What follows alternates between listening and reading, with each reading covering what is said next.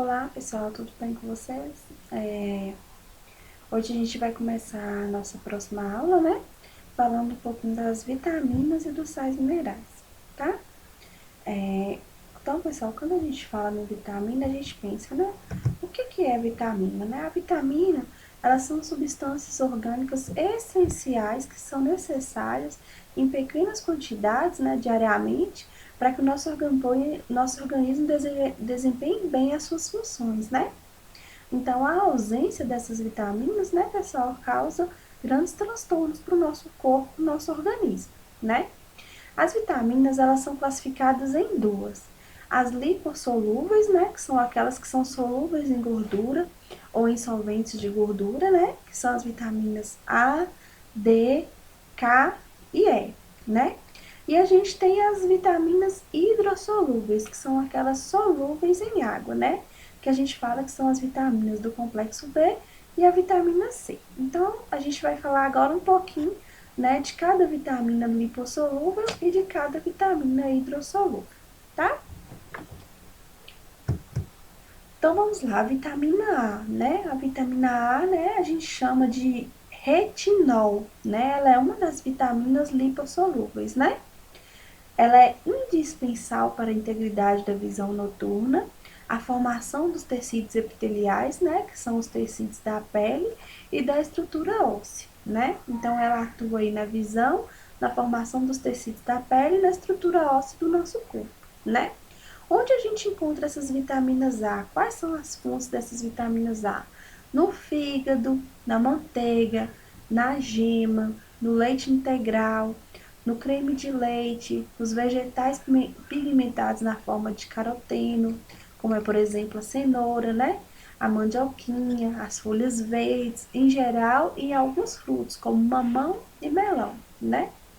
A deficiência de vitamina A, pessoal, o que é a deficiência? A falta, né, de vitamina A causa principalmente um distúrbio visual conhecido como cegueira noturna, que a gente chama de nictalopia, né?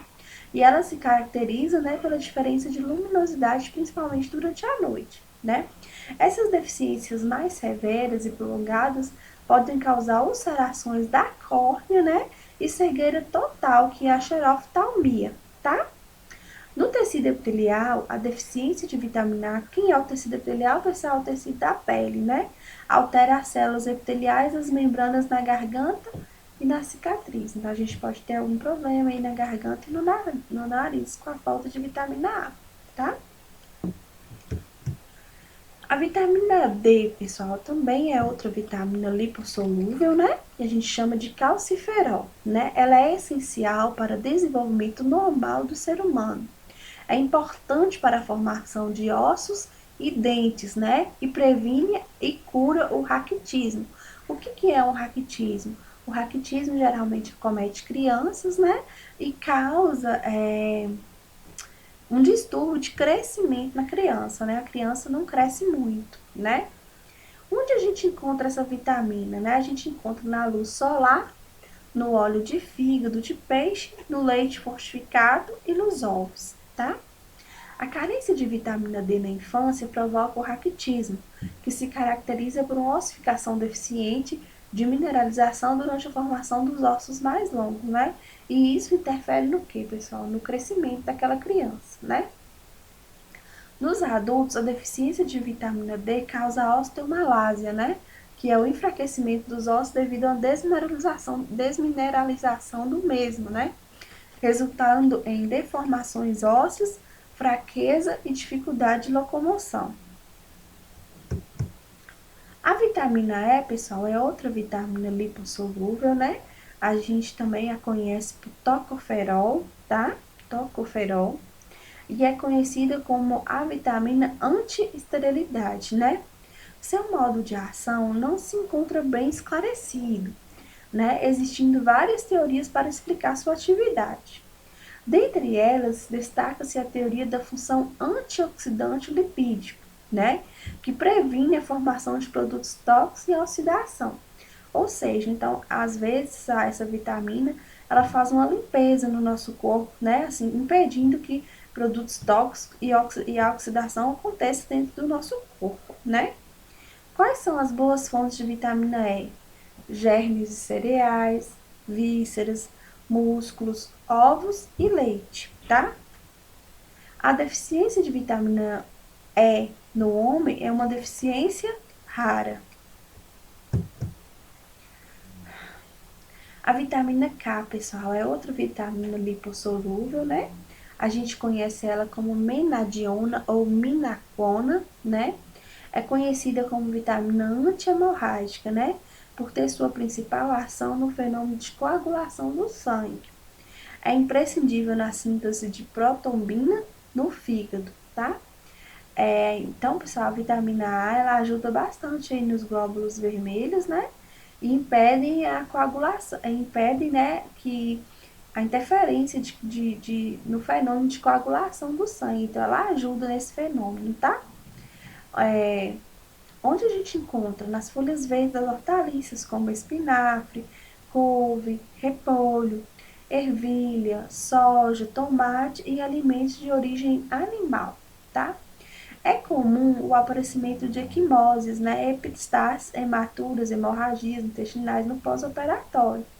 A carência de vitamina A ocorre por falha na absorção pelo fígado, reduzindo a capacidade de coagulação sanguínea e aumentando a tendência de hemorragias, né? Porque, pessoal, a coagulação é quando o sangue resseca, né, e para de sangrar.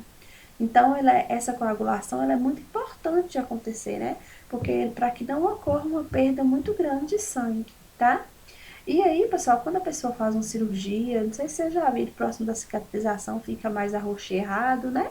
Então, é ali que a vitamina A também, a vitamina K, perdão, atua, né?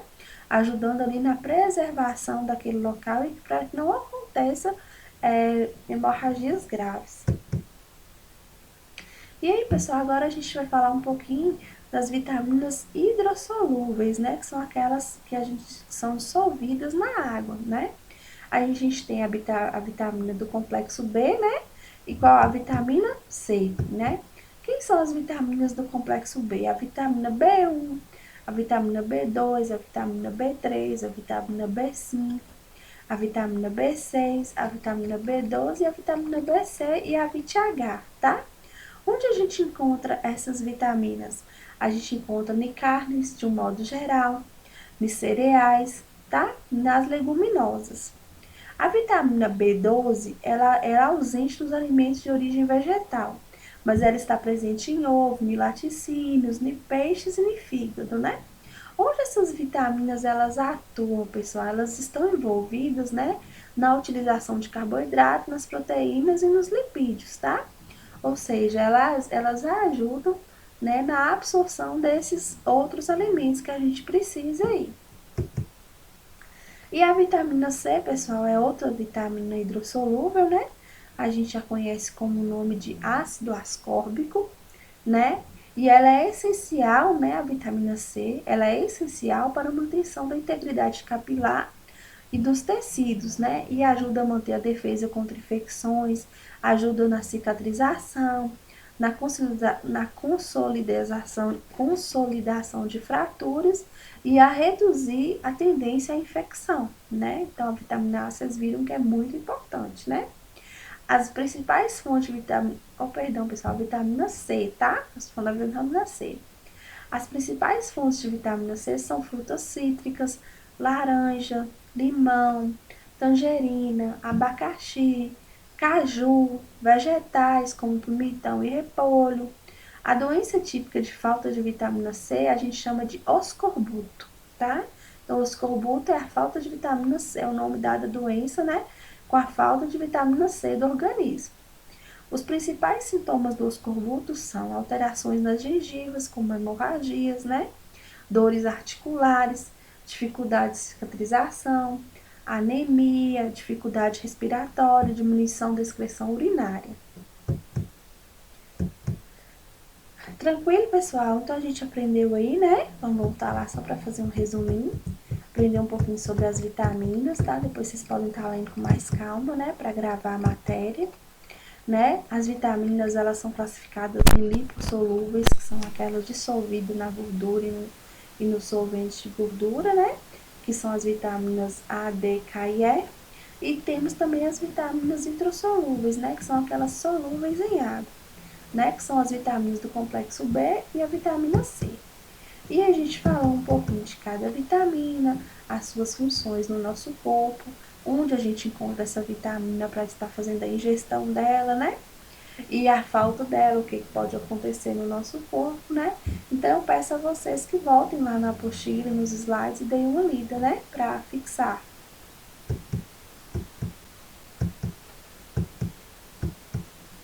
E agora, pessoal, a gente vai começar a falar dos sais minerais, né? Quem são nossos sais minerais? O cálcio, o fósforo, o sódio, o cloro, o potássio, o magnésio, o ferro, né? O iodo e o flúor, né? Então, o que são os sais minerais, né, pessoal? Os sais minerais, eles formam as cinzas dos materiais biológicos, né? Após completa oxigenação da matéria orgânica, né? Elas são sais inorgânicos indispensáveis como componentes estruturais e em processos vitais do nosso corpo. Então, os sais, pessoal, eles ajudam, né, no funcionamento dos processos vitais do nosso corpo. Então, eles são essenciais, né, para o nosso corpo, né? E eles geralmente estão presentes nos tecidos mais duros, como os ossos e dentes, também nos fluidos corporais e nos tecidos moles, né? Como é que é classificado esses sais minerais? A gente classifica eles em macronutrientes, né? Que são indispensáveis para a nossa nutrição, que são o cálcio, o fósforo, o potássio, o enxofre, o sódio, o cloro e o magnésio, né? E aí a gente tem também os micronutrientes, né? Que é formado pelo ferro, pelo zinco, pelo selênio, pelo manganês, pelo cobre, pelo iodo e outro, né? E no organismo são encontrados apenas os traços desses minerais. Então a gente pensa que quando a gente fala macronutrientes, a gente encontra em grande quantidade no nosso corpo.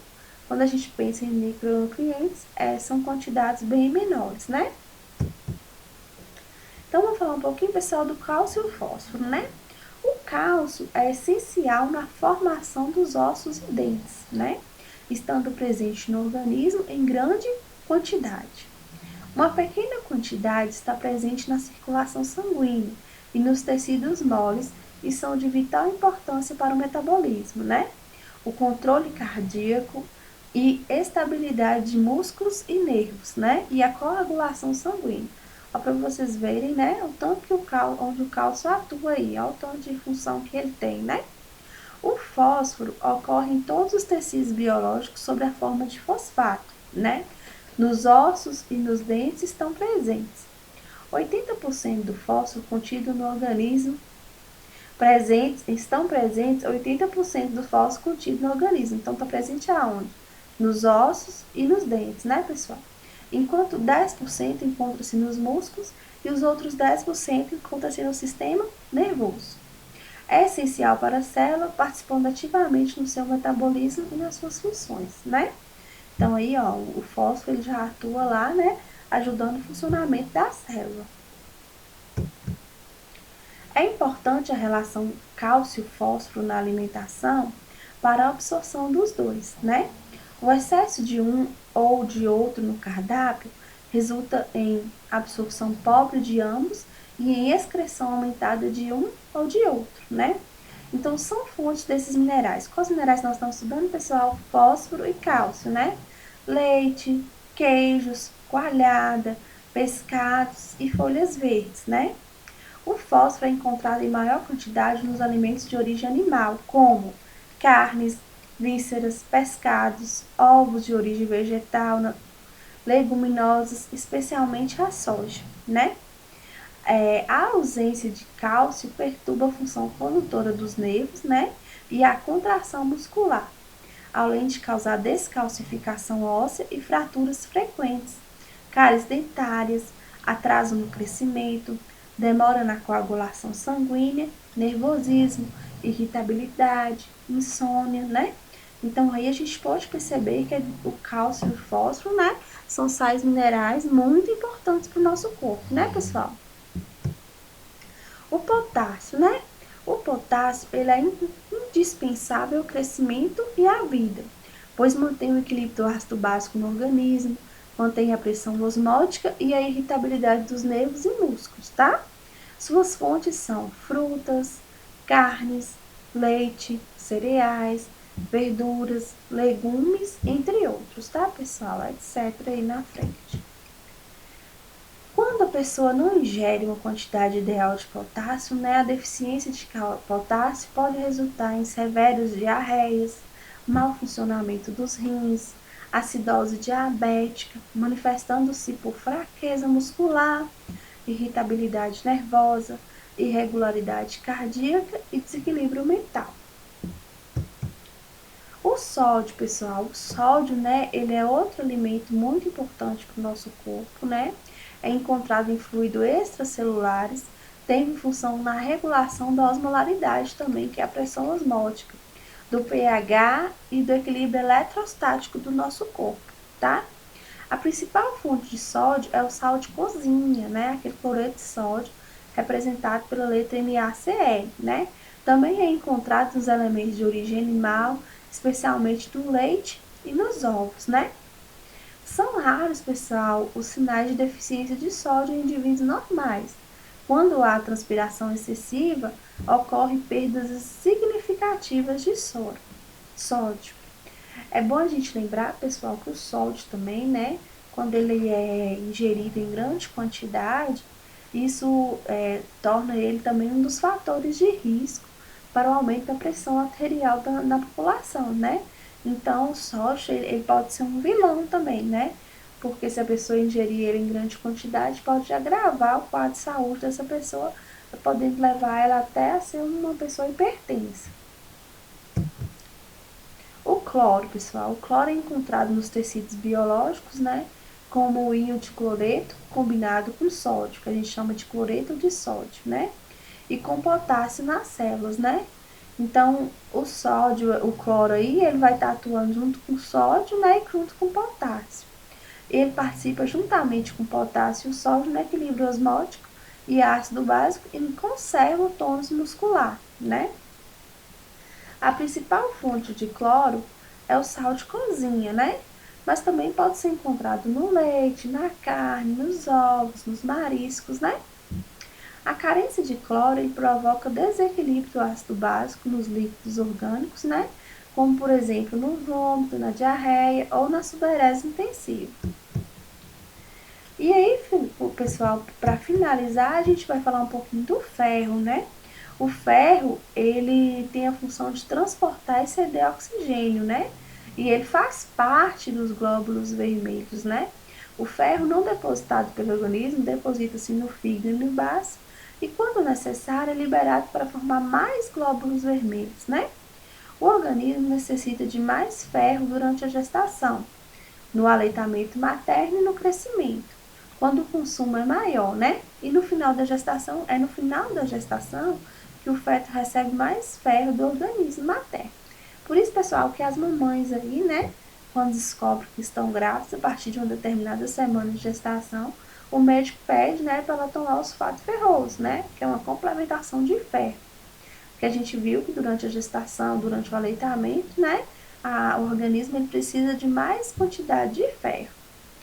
Então, são as fontes de ferro: fígado, gema de ovo, rim, feijão, espinafre, frutas secas, tomate, cenoura, agrião, cereais integrais, brócolis e couve, né? A deficiência ou falta de ferro na alimentação leva à anemia, pois não é possível a produção de glóbulos vermelhos, né? Então, são sintomas da anemia a palidez, o desânimo, a incapacidade de concentração e vertigens, né, pessoal? Então, pessoal, eu quero, né, que vocês deem uma lida aí na apostila, como eu relatei, né, para vocês fixarem o conteúdo. Vamos fazer uma revisão rápida aqui, né? O que a gente falou na nossa aula de hoje. A gente falou um pouquinho sobre as vitaminas, né? A gente entendeu que as vitaminas são essenciais em pequenas quantidades diariamente, né? Para que o nosso corpo funcione bem, né? A gente entendeu também que existem dois tipos de vitamina, que são as lipossolúveis, né? Que são aquelas que são solúveis em gordura, e as hidrossolúveis, né? Que são aquelas solúveis em água, né? Então, a gente entendeu que existem esses dois tipos de vitamina, né? E aí, a gente relatou um pouquinho de cada vitamina, né? Aí, a gente tem as lipossolúveis, que são a vitamina A, o retinol, a vitamina D, o calciferol, a vitamina E, o tocoferol, e a vitamina K, né? Que a gente chama de menadioma ou minacona, né? E aqui a gente tem um pouquinho falando sobre as vitaminas hidrossolúveis, né? Que temos as vitaminas aí do complexo B, que a gente fala que é a B1, a B2, a B3, a B5, a B6, a B12, e BC e BTH, né? E temos também a outra vitamina hidrossolúvel, que é a vitamina C, né? E aí, pessoal, a gente falou um pouquinho dos sais minerais, né? Que os sais minerais, eles são os componentes que ajudam, né, na formação e na estrutura dos processos vitais do nosso corpo, né? E a gente entendeu que ele classifica em macronutrientes, que são aqueles que a gente tem maior quantidade no nosso corpo, e micronutrientes, que são aqueles que a gente tem em menor quantidade, né? Quem são os nossos sais minerais macronutrientes? O cálcio, o fósforo, o potássio, o enxofre, o sódio, o cloro e o magnésio, né? E quem são os nossos micronutrientes? O ferro, o zinco, o selênio, o manganês, o cobre, o iodo, entre outros, né? E aí a gente falou um pouquinho de cada um, da sua importância, como é que eles atuam, né? Onde eles atuam no nosso corpo, certo? E o que é que a deficiência de cada sal mineral pode trazer de deficiente para o nosso corpo, tá? Pessoal, eu vou finalizar a aula por aqui, né? Eu quero, como eu falei, eu quero que vocês leiam aí um pouco a apostila, deem uma estudadinha, né? Nesse material que eu tô passando, porque às vezes só assistir a videoaula é ótimo, né? Mas a gente lê um pouquinho ajuda a fixar o conteúdo, tá? Fiquem com Deus e até a próxima aula.